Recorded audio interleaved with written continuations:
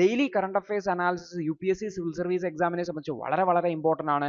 അപ്പോൾ ദിവസവും current affairs analysis കണ്ട് മനസ്സിലാക്കി പഠിച്ച് മുന്നോട്ട് പോകാനാണെങ്കിൽ നിങ്ങൾക്ക് യൂട്യൂബിലെ ലേണേഴ്സിൻ്റെ മെമ്പർ കമ്മ്യൂണിറ്റിയിൽ ജോയിൻ ചെയ്യാൻ വേണ്ടി പറ്റും. അപ്പോൾ ലേണേഴ്സ് യൂട്യൂബ് ചാനൽ നിങ്ങൾ സബ്സ്ക്രൈബ് ചെയ്തിട്ടുണ്ടെങ്കിൽ ആ സബ്സ്ക്രൈബ് ബട്ടൻ്റെ തൊട്ടടുത്തായിട്ട് ജോയിൻ എന്ന് പറഞ്ഞിട്ടുള്ള ഒരു ബട്ടൺ കാണാൻ പറ്റും. ഈ ഒരു ജോയിൻ ബട്ടൺ ക്ലിക്ക് ചെയ്ത് മാസം വെറും 159 രൂപയ്ക്ക് നിങ്ങൾക്ക് കറണ്ട് അഫയേഴ്സ് അനാലിസിസുകൾ മലയാളത്തിൽ എല്ലാ ദിവസവും കാണാൻ വേണ്ടി പറ്റും. സിറ്റിസൺഷിപ്പ് ആക്ടിലെ സെക്ഷൻ 6A ഈ ഒരു 6A ഒക്ടോബർ 2024 സുപ്രീം കോടതി പറഞ്ഞു അത് 4:1 മെജോറിറ്റിയിൽ ആ 6A എന്ന് പറയുന്ന പ്രൊവിഷൻ നിലനിൽക്കും എന്നും പറഞ്ഞിട്ടുണ്ട്.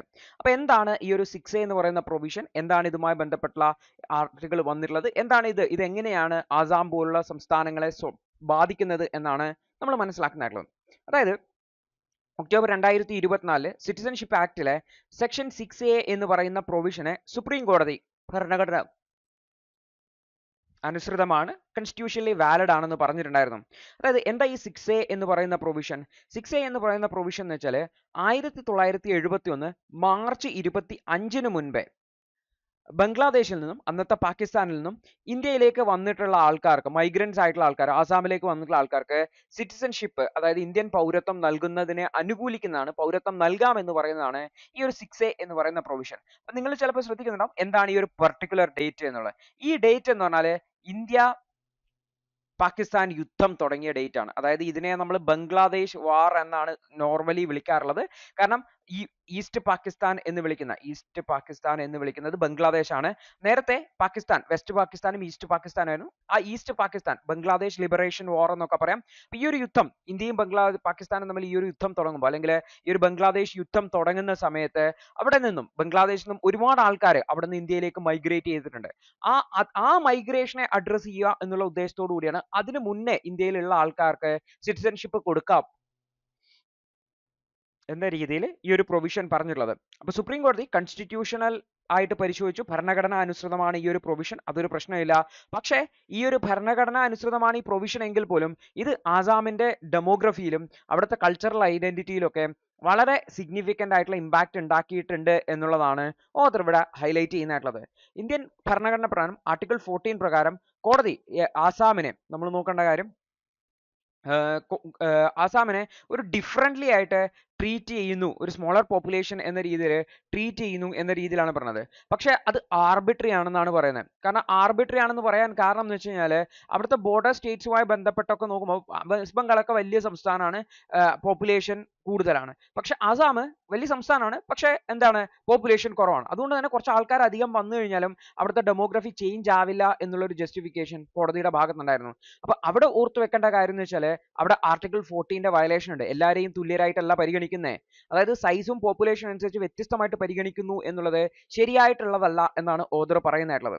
അതേപോലെ തന്നെ കോടതി പറഞ്ഞത് ആർട്ടിക്കിൾ 29 പ്രകാരം ആസാമീസ് കൾച്ചറിനെ, ആർട്ടിക്കിൾ 29 എന്ന് പറഞ്ഞു കഴിഞ്ഞാൽ നമ്മുടെ കൾച്ചറൽ ഐഡന്റിറ്റി സംരക്ഷിക്കുന്നതുമായി ബന്ധപ്പെട്ട ഫണ്ടമെന്റൽ റൈറ്റ് ആണ്. അപ്പോൾ കോടതി പറഞ്ഞു വെച്ചാൽ ഈ മൈഗ്രന്റ് ഇൻഫ്ലക്സ് വന്നതെങ്കിലും ആസാമീസ് കൾച്ചറിനെ കാര്യമായിട്ട് ബാധിച്ചിട്ടില്ല. അതായത് ആർട്ടിക്കിൾ 29 പ്രകാരമുള്ള പ്രശ്നങ്ങളൊന്നുമില്ല, അവരുടെ കൾച്ചറിനെ ബാധിച്ചിട്ടില്ല, അത് ഒന്നും മാറ്റം ഉണ്ടാക്കിയിട്ടില്ല എന്നാണ് പറയുന്നത്. പക്ഷേ അത് ആസാമിലെ കൾച്ചറൽ ലിംഗ്വിസ്റ്റിക് ഷിഫ്റ്റിന് കാരണമായിട്ടുണ്ട് എന്നുള്ളത് വലിയ വ്യക്തമായിട്ടുള്ള ഒരു കാര്യമാണ്. അതേപോലെ തന്നെ ആർട്ടിക്കിൾ 29 ക്ലോസ് 1 പ്രത്യേകിച്ചും കൾച്ചറൽ ആൻഡ് ലിംഗ്വിസ്റ്റിക് ഐഡന്റിറ്റിക്ക് വേണ്ടിയിട്ടുള്ള അവകാശം നൽകുന്നുണ്ട്, ഫണ്ടമെന്റൽ റൈറ്റ്സ് നടന്നുണ്ട് ഇന്ത്യൻ സിറ്റിസൻസിന്. പക്ഷെ ഇതിനെ ഇത്തരത്തിലുള്ള ഇമിഗ്രന്റുകൾക്ക് സിറ്റിസൺഷിപ്പ് അവകാശം കൊടുക്കുന്നത് വഴി അതിനെ അണ്ടർമൈൻ ചെയ്യുകയാണ്, അതിനെ ഇല്ലാതാക്കുകയാണ് ചെയ്യുന്നത് എന്നാണ് ഓതേഴ്സ് ക്രിട്ടിസൈസ് ചെയ്യുന്നത്. ഇതിന്റെ കാരണമായിട്ട് പറയുന്നത് 1951 ആസാമി സംസാരിക്കുന്ന ആൾക്കാർ 69% ആൾക്കാർ ആസാമിൽ ഉണ്ടായിരുന്നെങ്കിൽ 2011 ഇത് 48% കുറഞ്ഞു. അതായത് ബംഗാളി സ്പീക്കിംഗ് പോപ്പുലേഷൻ വളരെയധികം വർദ്ധിച്ചിട്ടുണ്ട് എന്നുള്ളത് അവിടുത്തെ ഡെമോഗ്രഫിയിൽ, അവിടുത്തെ പോപ്പുലേഷനിൽ കാര്യമായിട്ടുള്ള മാറ്റത്തിന് കാരണമായിട്ടുണ്ട് എന്നാണ് ഓതർ പറയുന്നതായിട്ടുള്ളത്. അപ്പോൾ ഈ ഒരു സെക്ഷൻ 6A എന്ന് പറയുന്നത് കോൺസ്റ്റിറ്റ്യൂഷണലി വാലിഡ് ആണെങ്കിൽ പോലും, ഇത് കോൺസ്റ്റിറ്റ്യൂഷണൽ വാലിഡ് ആണ് എന്ന് പറയുന്നെങ്കിൽ പോലും കോടതിയുടെ ഇന്റർപ്രിട്ടേഷൻ ഫ്ലോഡ് ആണ് എന്നുള്ള രീതിയിലാണ് ഓതേഴ്സ് ക്രിട്ടിസൈസ് ചെയ്യുന്നത്. പ്രത്യേകിച്ചും ആർട്ടിക്കിൾ 29 ക്ലോസ് 1 പ്രകാരമുള്ള ആ കൾച്ചറൽ പ്രൊട്ടക്ഷന് വേണ്ടിയിട്ടുള്ള അവകാശം കിട്ടിയിട്ടില്ല എന്നുള്ളതാണ്. അപ്പോൾ ഇവിടെ മിയർ റെക്കഗ്നൈസേഷൻ എന്ന് പറഞ്ഞു കഴിഞ്ഞാൽ ഒരു സ്റ്റേറ്റിന്റെ കൾച്ചറൽ ഐഡന്റിറ്റി കീപ്പ് ചെയ്യാനുള്ള ശ്രമങ്ങളെയും പോളിസീസിനെയും ഒക്കെ ഇല്ലാതാക്കുന്ന രീതിയിലുള്ള ഒരു ശ്രമമാണ് എന്നാണ് പറഞ്ഞത്. അപ്പോൾ ഓർത്ത് വെക്കേണ്ട കാര്യം എന്ന് വെച്ചാൽ സെക്ഷൻ 6A ഈവൻ ഇന്നും അതായത് 1971 ശേഷം ഇന്നും 40 വർഷത്തിന് ശേഷവും ഇത് ഇംപ്ലിമെന്റ് ചെയ്യപ്പെടുന്നുണ്ട് എന്നുള്ളത് ഇത് ഔട്ട്ഡേറ്റഡ് ആണ് എന്നുള്ള പ്രശ്നമാണ്.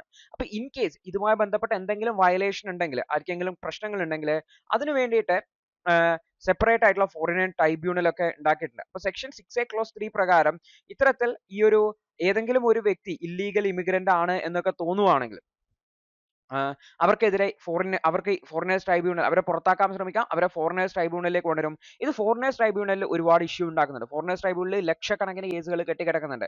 അതുപോലെ തന്നെ ഈ ഒരാളെ പുറത്താക്കണം എന്നുണ്ടെങ്കിൽ ആ സ്റ്റേറ്റ് ആ ഒരു മെക്കാനിസം ഇനീഷ്യേറ്റ് ചെയ്തിട്ടുണ്ട്. അപ്പോൾ ആൾക്കാരെ ഐഡന്റിഫൈ ചെയ്ത് അവരെ മൈഗ്രന്റ് ആണോ അല്ലയോ എന്ന് ഐഡന്റിഫൈ ചെയ്തിട്ട് പുറത്താക്കാൻ ശ്രമിക്കേണ്ടത്. ഇതും ഇൻഡെഫിനിറ്റ് ആയിട്ടുള്ള ഒരു പ്രോസസ്സാണ്. അവർ ഫോറിനേഴ്സ് ട്രൈബ്യൂണലിലേക്ക് പോകും, അവിടെയും കേസുകൾ കെട്ടിക്കിടക്കുന്ന സാഹചര്യം. അപ്പൊ നമ്മൾ നോക്കിക്കഴിഞ്ഞാൽ ഈ സെക്ഷൻ 6A എന്ന് പറയുന്നത് അത് കൃത്യമായിട്ട് ഇംപ്ലിമെന്റ് ചെയ്യാൻ പറ്റാത്ത ഒരു പ്രൊവിഷൻ ആണ്. കാരണം ഒരാൾ സിറ്റിസൺ ആണോ അല്ലയോ എന്ന് പ്രൂവ് ചെയ്യുക ഭയങ്കര ചാലഞ്ചിങ് ആണ്, പ്രത്യേകിച്ചും ഇത്രയും കാലങ്ങൾക്ക് ശേഷം. അപ്പൊ ഇതിന്റെ ആ ഒരു ലോയുടെ ഒറിജിനൽ ഇന്റന്റ് തന്നെ ഔട്ട്ഡേറ്റഡ് ആയിട്ടുള്ള സാഹചര്യത്തിൽ അതിനെ എന്തിനാണ് നിലനിർത്തുന്നത് എന്നാണ് ഓതേഴ്സ് ഇവിടെ ചോദിക്കുന്നതായിട്ടുള്ളത്. ആക്ച്വലി ഈ ഒരു സെക്ഷൻ 6A എന്ന് പറയുന്നത് നമ്മുടെ ഭരണ സംവിധാനത്തിൽ അല്ലെങ്കിൽ ഭരണഘടനയിൽ ചേർത്തിട്ടുള്ള ഒരു ഫ്ലോഡ് ആയിട്ടുള്ള പ്രൊവിഷൻ ആണ് എന്നാണ് ഓതർ വാദിക്കുന്നതായിട്ടുള്ളത്.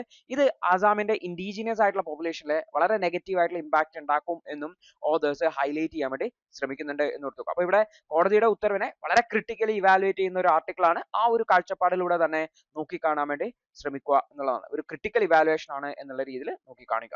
അടുത്തൊരു വാർത്ത എന്ന് വെച്ചാൽ നമ്മുടെ കാർബൺ ക്രെഡിറ്റ് മെക്കാനിസം എങ്ങനെയാണ് അഗ്രികൾച്ചറിനെ സ്വാധീനിക്കുക, അഗ്രികൾച്ചർ എങ്ങനെയാണ് കാർബൺ ക്രെഡിറ്റ് മെക്കാനിസത്തെ സപ്പോർട്ട് ചെയ്യാൻ പറ്റുക എന്നുള്ളതാണ്. അപ്പൊ കാർബൺ മാർക്കറ്റ് ദി ഹിന്ദുവിന്റെ ഇന്നത്തെ വിശകലനം കണ്ടതിന് നന്ദി. നിങ്ങൾക്ക് ഇത് സഹായകരമായെന്ന് വിശ്വസിക്കുന്നു. ഇന്നത്തെ ബാക്കിയുള്ള വാർത്തകളുടെ വിശകലനത്തിനു വേണ്ടി ഞങ്ങളുടെ ന്യൂസ് അനാലിസിസ് ക്ലാസ്സിൽ ജോയിൻ ചെയ്ത് പഠിക്കാവുന്നതാണ്. ഒരു മാസം വെറും 159 രൂപയ്ക്ക് നിങ്ങളുടെ UPSC തയ്യാറെടുപ്പിന് ആവശ്യമായ എല്ലാ പ്രധാന വിശദാംശങ്ങളും ഉൾക്കൊള്ളുന്ന ഒരു സമഗ്രമായ ന്യൂസ് അനാലിസിസ് നിങ്ങൾക്ക് മലയാളത്തിൽ ലഭിക്കും. കൂടാതെ സിവിൽ സർവീസിനു വേണ്ടിയുള്ള ജനറൽ സ്റ്റഡീസ് ക്ലാസുകൾ കൂടി മലയാളത്തിൽ മനസ്സിലാക്കി പഠിക്കാൻ ഞങ്ങളുടെ ലേണേഴ്സ് അൺലിമിറ്റഡ് ക്ലാസ്സിൽ ജോയിൻ ചെയ്യാം. മാസം വെറും 1500 രൂപയ്ക്ക്.